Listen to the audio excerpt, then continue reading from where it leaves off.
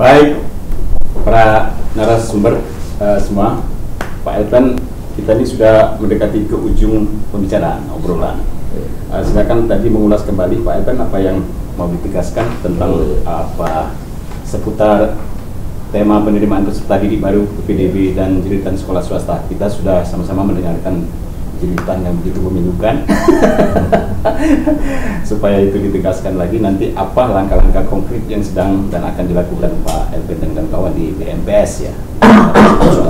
Silakan Pak. Saya bicara mungkin tentang SMP dan SMA juga lah. Tentang SMP mungkin Kota Lubuk, SMA mungkin di provinsi.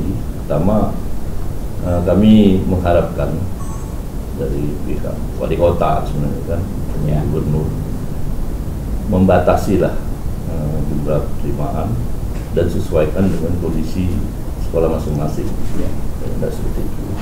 Yang kedua, kalau sekolah negeri sudah tutup, ya sudah, jangan lagi menerima, karena banyak kejadian masuk di sekolah kami juga setiap tahun terjadi yang tertutup.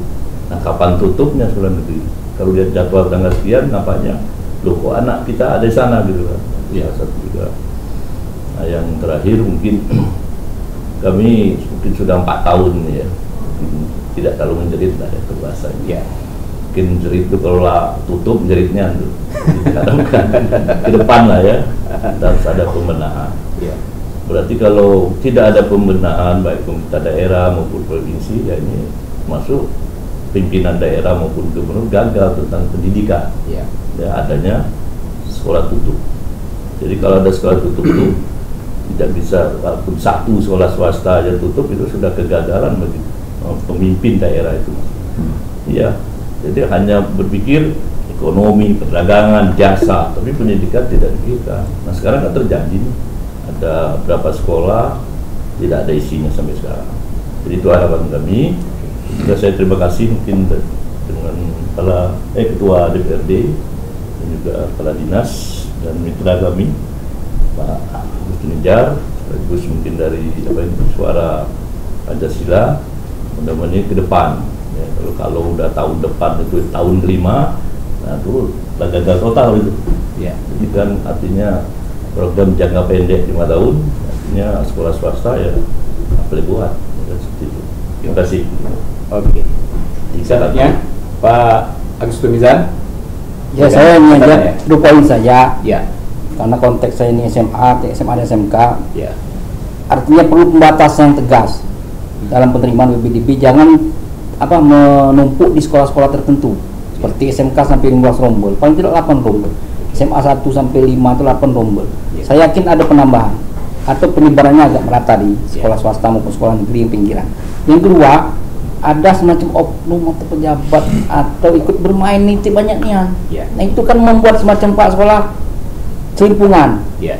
Nah yang ketiga, saya harapkan juga kepala sekolah harus tegas, jangan takut ketika ada tekanan-tekanan titipan yang sudah melampaui target. Ya harus berani. Tapi kalau takut, apalagi takut dipecat, ya sudah. Sepertinya ada akan berjalan. Saya pengen satu saja, artinya ada batasan yang tegas. Yang sampai seperti ini berjalan. Dan terakhir saya minta juga Ombudsman untuk mendengarkan aspirasi ini, karena dia punya kompeten untuk menindak mungkin ada pelanggaran-pelanggaran. Karena kenapa ada korban terkhusus sekolah kami PNS sampai 5, mengemen sebagai sudah pindah 0 jam, guru P3K 2 sama 0 jam berapa 1 jam, artinya kan bersuang negara. Mungkin hanya itu, terima kasih. Oke. Terus Pak Firdaus Abdi, ada apa semacam dari obrolan kita, apa yang akan dilakukan untuk membantu persoalan sekolah swasta ya, tidak hanya swasta, negeri juga. Jadi terima kasih. Ya, sesungguhnya kalau di Dinas Pendidikan Kota Lubuk Linggau, kita memang sudah membatasi kuota masing-masing sekolah. Memang kuota terbesar itu ada di posisi 1 dan 2. Tapi sebaran ini tetap merata, tidak ada sekolah yang tidak menerima siswa. Termasuk juga swasta seperti itu. Jadi ya intinya tinggal bagaimana nanti masing-masing sekolah negeri sekalipun membranding sekolahnya sehingga ini memberikan daya tarik dan memberikan keyakinan, kepercayaan, trust kepada masyarakat supaya kembali menitipkan anaknya di sekolah yang mereka kelola, kan seperti itu. Nah, kemudian yang kedua, ini kita berharap ada semacam diskusi lah dengan pihak sekolah yang dikelola oleh Kemenak, supaya tidak terjadi kegaduhan di bawah, karena memang startnya lebih dulu mereka. Jadi kalau memang dibuat regulasi keputusan 2 menteri misalnya, sehingga kita laksanakan PPDB itu serentak dengan starting point yang sama. Nah, sehingga masyarakat artinya kita beri kesempatan untuk memilih, kemudian sekolah juga berkompetisi secara fair, kan seperti itu. Nah, ini yang kita harapkan ke depan, supaya memang tidak ada lagi istilah sekolah yang merasa dirugikan. Ya, memang harus kita pahami sekarang tren masyarakat ini memang mulai ke sekolah-sekolah agama ya, karena mungkin ada daya tarik karena memang persoalan sosial di masyarakat, sehingga sekolah-sekolah agama ini memberikan daya tarik dan magnet bagi masyarakat, termasuk pesantren. Jadi itu memberikan daya tarik. Sekolah IT kan seperti itu. Nah, dan ini tidak bisa kita hindari. Maka memang persaingan ini terbuka. Levelnya Kota Lubuk Linggau ini sudah memang memberikan daya saing yang tinggi itu. Maka tugas kita bersama adalah memformat, membranding sekolah masing-masing itu supaya memang memberikan daya tarik bagi masyarakat luas. Dan kita tetap memberi kesempatan masyarakat untuk melakukan pilihan-pilihannya. Termasuk disampaikan oleh Pak Ketua tadi, Pak Ketua DPR menyampaikan ada beberapa program-program pilihan yang memang mesti kita tawarkan ke sekolah swasta. Sekolah negeri seperti ini, sekolah swasta misalnya kita kasih semacam beasiswa, dan ini memang subsidinya dari pemerintah misalnya. Nah, artinya kita sudah mendapat angin segar ya dari ide, walaupun nanti ini butuh proses untuk proses penganggarannya. Jadi saya kira seperti itu. Dan yakinlah sampai sejauh ini untuk tingkat pendidikan dasar SD SMP itu tidak ada persoalan di masyarakat, tidak ada persoalan bagi kita. Dinamis tetap ada terjadi dan memang dalam kondisi baik-baik saja, seperti itu.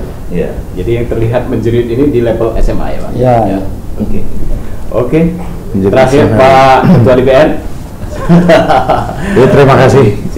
Sebenarnya tema pembahasan kita hari ini memang unik, tapi di tengah masyarakat sebenarnya ada hal yang lebih spesifik lagi.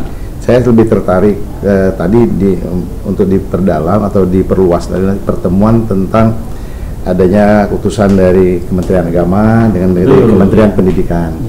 Kenapa? Ini kota. Kejadian di kota Lubuk Linggau ini itu beda dengan Kabupaten Musirawas dan Musirawas Utara mungkin di daerah tetangga kita. Karena mereka kita lihat populasi sekolahnya mungkin tidak terlalu banyak dan mereka juga skup wilayahnya sudah agak sedikit mengelompok. Misalnya ada di satu kecamatan tertentu aja, kecamatan tertentu yang pada prinsipnya mereka favoritnya karena ada di pusat ibu kota kecamatan. Sedangkan kota Lubuk Linggau ini walaupun kecamatannya cuma seperti itu banyak dikit, cuman karena populasi sekolahnya itu memang banyak. Jadi kita perlu mempunyai strategi sendiri. Jadi kami lihat jangan mungkin orang pusat, orang provinsi menyamakan bahwa Linggau ini sama dengan kabupaten daerah yang lain. Beda. Mungkin kondisi pendidikan di suatu ibu kota dengan ibu kota kabupaten itu beda. Jadi tolong nanti mungkin seluruh stakeholder yang berkepentingan di sini, mungkin tadi dari Dinas Provinsi, dari mungkin juga dari Kementerian Agama, bisa melihat bahwa inilah kondisi yang ada di tengah lapangan, khususnya di kota Lubuk Linggau. Masalah tadi soal penganggaran Pak, itu tergantung nawa itu. Kalau niatnya sudah ada, pelaksanaannya mungkin seolah terrealisasi. Mudah-mudahan mungkin tinggal kita minta, kita dorong terus pemerintah, siapapun nanti pemerintah yang akan datang, bahwa dia harus memikirkan minimal enggak 20% anggaran itu untuk pendidikan dan anggaran 20% untuk kesehatan itu memang sudah terpenuhi. Karena kita memang butuh itu. Jadi, seperti kata Pak Agustin tadi, ini Kanda ya. Mudah-mudahan itu bukan wacana, bukan wacana, bukan sesuatu yang normatif ya, bukan pula kita mendorong, tapi paling tidak terukur. Nah, kapasitas sebagai ketua DPR dalam hal ini, kerja-kerja politiknya siap dengan komitmen. Saya pikir bukan soal komitmen lagi, tapi tugas dan tanggung jawab ke depan harus seperti itu. Oh, Nah, kenapa? Ini barang yang ada di depan mata. betul. Nah, tinggal niatnya ada situ. Kalau niatnya ada pasti terlaksana. Iya. Karena kita tahu sumber pendanaannya seperti apa, pelaksanaan kegiatan itu seperti apa selama ini. Ya kalau soal fisik kita hampir rampung tinggal ini, ya kita bangun sumber daya manusia ini kan. Nah, itu yang penting. Baik itu di level mungkin pemerintahan di tingkat kelurahan, kecamatan, sampai ke tingkat kota.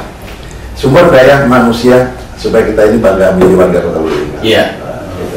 Baik, para sahabat, ya Kota Lubuk Linggau ini cukup. Kenapa kita berbicara seperti ini? Lubuk Linggau sendiri posisinya merupakan kota terbesar kedua setelah Palembang. Jadi di Sumatera Selatan dari 17 kota kabupaten, Lubuk Linggau menempati posisi kedua. Jadi sehingga dinamika penduduknya lumayan maju. Dan Kota Lubuk Linggau juga stakeholdernya dalam hal ini pemerintahnya menetapkan kota ini kota jasa. Ya disebutkan Pak Elton tadi, jasa pendidikan, jasa perdagangan, jasa kesehatan, maunya semuanya jasa-jasa itu tumbuh dan berkembang secara bagus dan ideal. Baik, kita di penghujung acara, izinkan kepada para senior saya, ya bapak-bapak sekalian, saya membicarakan semacam prolog, ya. Prolog, mudah-mudahan prolog ini menyadarkan kita semua, melatar belakangi dari pembicaraan kita. Ya, saya mendapatkan pesan juga dari senior kita, bahwasanya di Afrika Selatan itu ada terpampang mencolok di pintu gerbang salah satu universitas di Afrika Selatan dengan tulisan ya, untuk menghancurkan sebuah bangsa tidak perlu dengan bom, roket, dan senjata berat, tapi cukup dengan mempermudah murid curang dalam ujian dan longgar dalam disiplin belajar. Jadi maka orang akan banyak yang mati ya nanti di tangan para dokter yang lulus karena curang, rumah dan gedung akan banyak yang ambruk di tangan para arsitek yang lulus karena curang, perusahaan akan banyak yang bangkrut di tangan para akuntan yang lulus karena curang, agama pun akan menjadi jualan murahan di dalam ceramah dan pidato para ulama, ustadz, dan kiai yang lulus karena curang. Keadilan akan hilang di tangan hakim yang lulus karena curang, kebodohan dan kekerasan akan menjadi karakter anak bangsa yang lulus dari tangan para guru dan pendidik yang lulus karena curang. Ya, kemunduran dalam dunia pendidikan adalah kehancuran sebuah bangsa. Oleh karena itu, kita mengangkat tema penerimaan peserta didik baru PPDB dan cerita sekolah swasta ini rasanya pas dengan momentum Hari Pendidikan 2 Mei 2024, Hari Pendidikan Nasional. Mudah-mudahan obrolan kita ini walaupun sebesar biji zara, Anda semua, Bapak-Bapak ya, memberikan manfaat kepada kita. Paling tidak, misalnya saya selaku masyarakat untuk menahan diri ya dari perbuatan yang tidak bijak, misalnya melakukan penitipan di sekolah tidak pada tempatnya ya, dan juga sekian menghancurkan sistem pendidikan kita. Nah kemudian sahabat Open the Door dimanapun Anda berada, terima kasih telah mengikuti obrolan kita ya, panjang lebar perbincangan ini. Tentu kami berharap dapat berkontribusi dalam menguraikan benang kusut atau persoalan yang kita hadapi, utamanya dalam dunia pendidikan. Terima kasih kepada Bapak-Bapak ya narsum yang telah hadir dan berkontribusi dalam podcast Open the Door pada hari ini.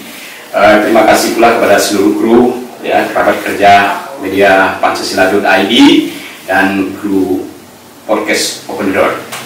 Ya, billahi taufiq wal hidayah. Wassalamualaikum warahmatullahi wabarakatuh.